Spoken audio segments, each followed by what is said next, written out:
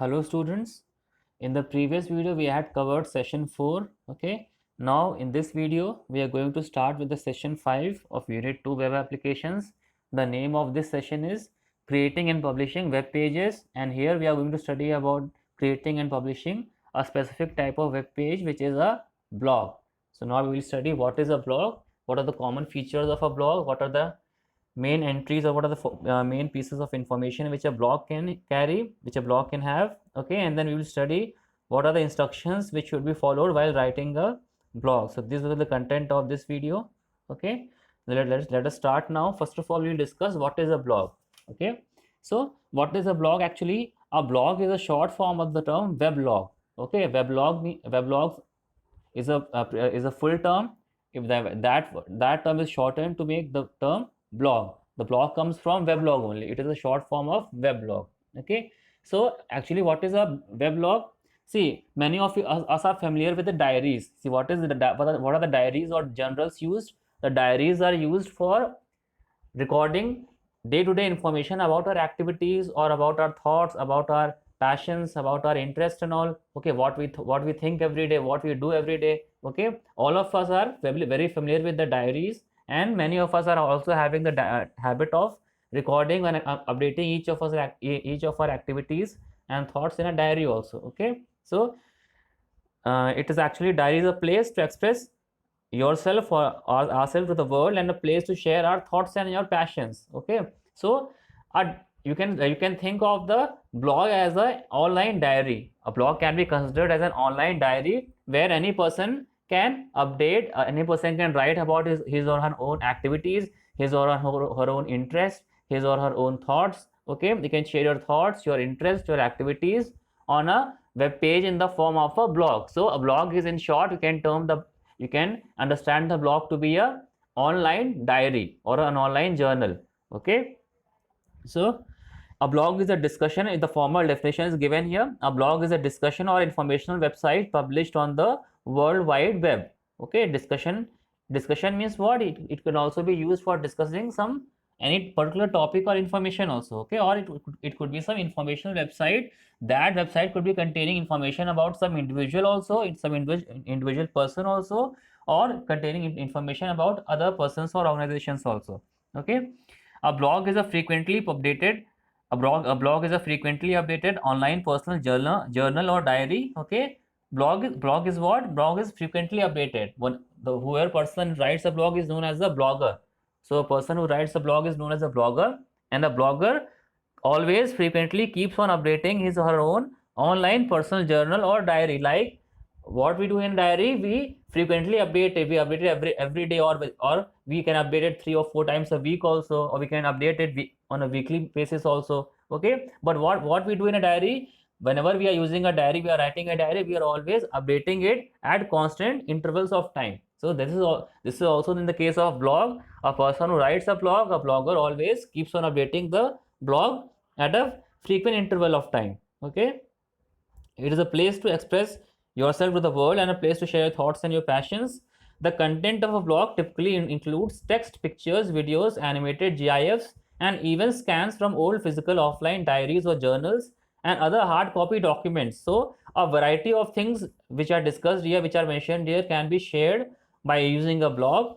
Okay, the content of a blog typically includes text, you can include pictures, you can include videos, you can include animated GIFs also could be there in a blog. And see, this blog has also a very good advantage that it can also be used for digitalization of old hard copy content of old books or old journals and all. See what happens, those the old books and old journals or old magazines which have been published 40 to 50 years ago, sometimes they are not in a condition that anybody can read them or we can circulate them in the public because they will be damaged. Okay, so if you can convert, if you can scan that hard copy content, if you can scan that content into and make it a and make it a soft copy in the form of PDF or an image, then what we can do, we can circulate that, we can communicate, or we can share that content, that soft copy of the material to all the users all over the world by using a blog. Okay, that blog, we can post those soft copies material, either that PDF or image, into a blog, and through a blog that will be shared to all persons over the internet throughout the world. Okay, So this is one advantage of using a blog. If you want to express your idea, view, or share related information, then you can create your own blog. Anybody of us can create our own blog also. Okay, now we will discuss some common features of a blog. Okay, blog entries are posted in reverse chronological order. Reverse chronological order means what? The latest entries at the top. Okay, the order is similar to a backward diary, running from the most recent at the top of a page to the least recent at the bottom. So those entries, those updations, those posts which you create most recently will be at the top. Okay, and those entries or those posts, those updations which were made some time ago, that will be coming after the recent entries. So the older any post will be, the older any entry will be, it will the more bottom it will come at. Okay, so the older is the entry, the more bottom will be its place. Okay, and the most recent is the entry, the most uh, the most recent entries will always come at the top of the blog. Okay, at the top of the page. Okay, and the older entries will come at the bottom of the page. You can understand that simply. Okay, now blog entries usually include the date and specific time that they were posted. So every blog will usually include the date and the specific time at which it was posted. The blogger's name is usually listed with the timestamp. Okay, by default blogs usually end posted by blogger's name. So blogger's name is always listed with the timestamp also. So it will also along with the timestamp. Timestamp means the time, the date as well as the time of the posting. Okay, so apart from the timestamp, it will also include the blogger's name also. Okay, older blog entries are usually found in an archive. Okay, the archive is sorted by months and years. Okay, the sorted archive is there, it is sorted as per the months and years. Okay, older blog entries you can archive them. Okay, so in this way they will preserved also. You can unarchive them anytime you want, and you can view them or you can share them also. Okay, the archive links are usually in a sidebar on the page. Okay, readers and the blogger can usually comment or reply to a blog entry. So what can happen, readers, whoever reads that blog, and the blogger himself can comment on the blog entry also, or the blogger can also reply to some comment on the blog entry. The comments can turn into a dialogue with the readers and the blogger talking to other. So like, what is the dialogue? Dialogue means two persons are talking to each other. Okay, they are discussing over some topic. Similarly, over a blog also, we can, over any blog entry, the two persons, the blogger and the reader, can converse with each other through comments and messages. Okay, and it will turn into a dialogue. Dialogue means conversation between two people. Okay, now we will discuss about the kinds of information which any blog entry may contain. Okay, what kinds of information any blog entry may contain. So blog entries usually have a title that describes or relates to the content of the entry. So first of all they will have a title. Okay, that will describe the content. These are usually set off in a layout with a bold font. They are usually mentioned with a bold font, so that it may be emphasized to the reader also. Okay, blog entries can list categories assigned by the blogger. Okay, it is also listed in they can also be listed in categories. Okay, they can also be categorized, these entries.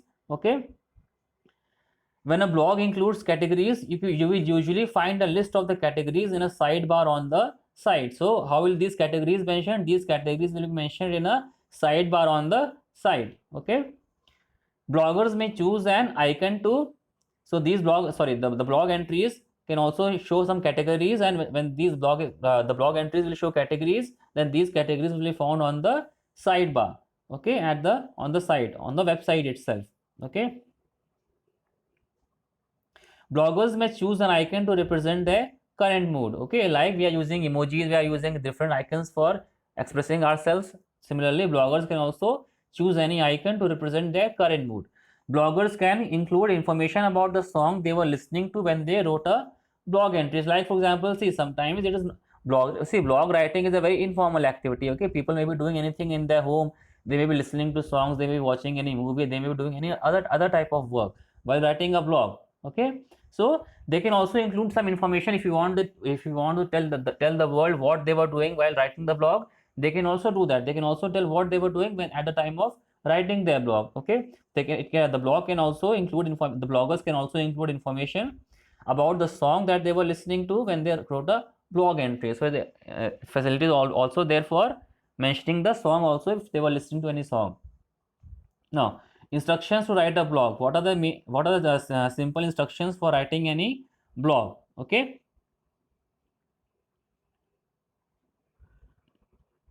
just a minute.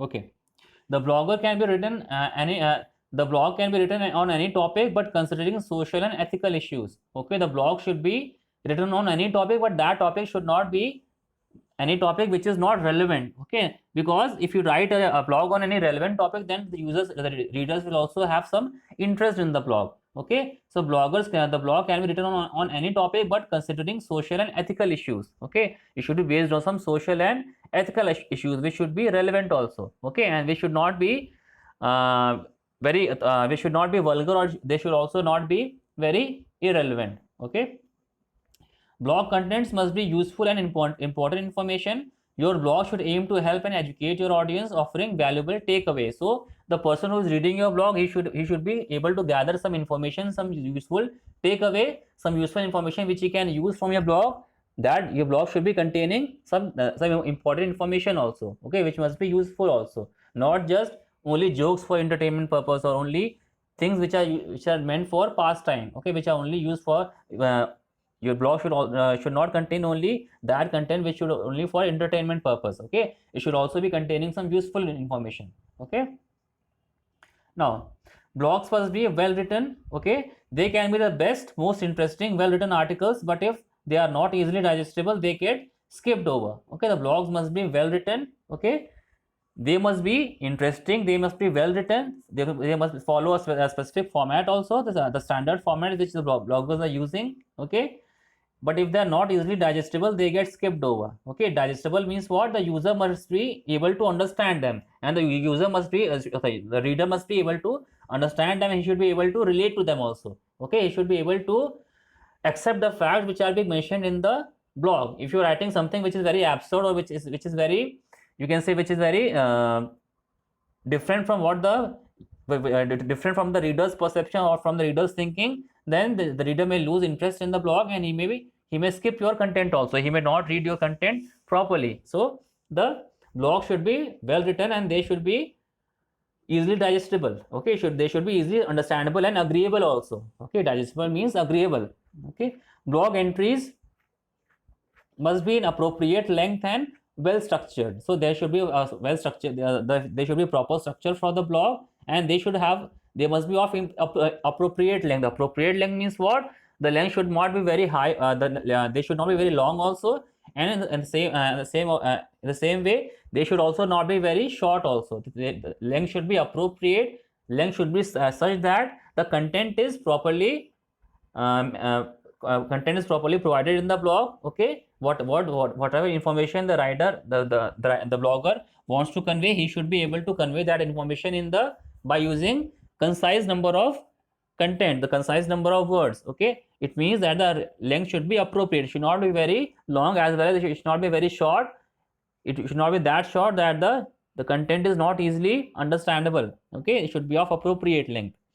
It is extremely important to generate as much conversation and discussion as possible in your blog to engage your readers. Okay, you should be able to generate conversation. So conversation you can generate only when you make your blog very interesting and very interactive also. Okay, discussion should be maximized. You should always try to maximize discussion on your blog. Users must be interested, readers must be interested in reading your blog and commenting on that. Okay, you should be able to engage your readers. Okay, ask for feedback, thoughts, opinions, or even just comments. You should always, while writing your blog, or at the time of ending your blog, you should always ask for comments. You should also always ask for feedbacks or thoughts of the readers, what they are thinking about, what feedback they are giving. Okay, readers and the blogger can usually comment on a blog entry. The comments can turn into a dialogue. Dialogue means two-way communication with the readers and blogger talking together. Okay, this I have explained it to you all already. You can use social media like Facebook, Twitter, etc. to make your blog more popular. Okay, you can also connect your social networking accounts like Facebook or Twitter to your blog. You can also provide the links of these accounts to your blog, so that when a person reads your blog, he or she may also go to your Facebook or Twitter account and he or she may also know more about you. He or she may also be able to connect more with you. Okay, so you can also use these social media accounts like Facebook, Twitter, etc. to make your blog more popular. Why it will make it more popular? How you can make it more popular? By specifying the links of your blog in your Facebook also. See what we can do in your Facebook post or in your Twitter tweets also. What we can do, you can provide the links to your blog. You can refer to your blog in your Facebook post or Twitter or tweets also on Twitter. Okay, so what happens when you do that? More, but the persons who are reading or the persons who are watching your Facebook or Twitter post, they will able to go to the link mentioned in your post, and they will be able to see your blog. So in this way you will make your blog more popular, and more people who access your Facebook or Twitter account, they will be able to read or access your blog, and in this way you will become more popular. Your blog will become more popular. Okay, in the reverse way also you can work. You can also they give the links of your Facebook and your Twitter IDs on your blog also. Okay, blog is not a style, so keep your thoughts concise and to the point. See, it means that blog is not a place for showing your style. See, writing your content in an understandable manner or in an artistic manner is good, but that artistic manner should not be so stylish. You should not that it means that you should not use so much artificial or so much decorative words. You should not use so much unnecessary words that makes your blog very long and very boring also. So your length should be appropriate. You should try to maintain your length as in appropriate manner. Okay, use your words very concisely while writing a blog. Don't try to use very decorative words or very high-fi, you can say very big words, very artistic words, very high literary words, which make your blog very difficult to understand, or which make your blog very lengthy. Because in that case you may think that your blog has become very good, but many readers who don't want to read very long pieces of text, or those who are very not very good in the language, maybe in Hindi or English, they may have problems in understanding your blog. If you are using very big words, if you are using very high profile words, then what will happen? Some people may not be able to understand it also. Okay, so blog is not a style for displaying your writing skills. Blog is not for displaying your writing skills. Okay, so you must always keep in mind that blog should not be too stylish. Okay, you should mention your thoughts, you should mention your activities in a very precise and concise manner. Okay, so here we will end this video. Okay, in the next next video we'll start with the remaining topics like setting layout of a blog. Then we will discuss about why blogging is so popular and so on. The remaining topics will be discussed in the coming videos. So till then, goodbye.